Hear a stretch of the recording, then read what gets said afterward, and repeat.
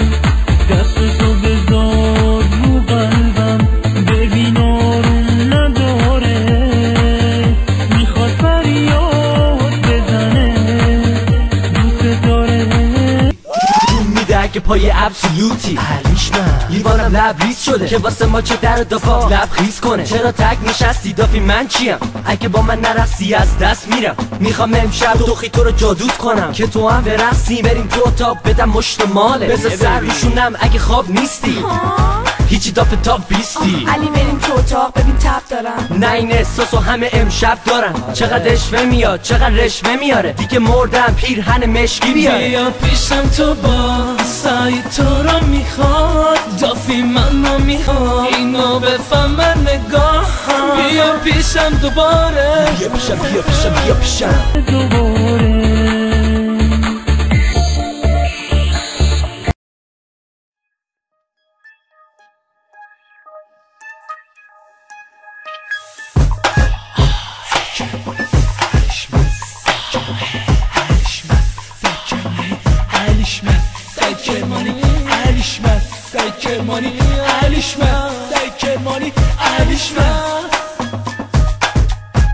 اومدم تو مهمونی همه تو کف منن میان جلو دست میدن و میرن دست کم یکی ها نشونه میکنم با اون میرسن به شما پا نمیدم چون که من تکبرم. بیا به طرفم دافی بکش دست و تن من آخه هنوز حس داغی هست تو بدن من بدون همه دخترها هستن تو کف منو با دستشون میدن میگن سعی بیا پیشم تو با دافی منو میخوای منم تو رو میخوای اینو بفهم من نگاه بیا پیشم دوباره بیا پیشم من تو رو میخوام ستاره دافی بیا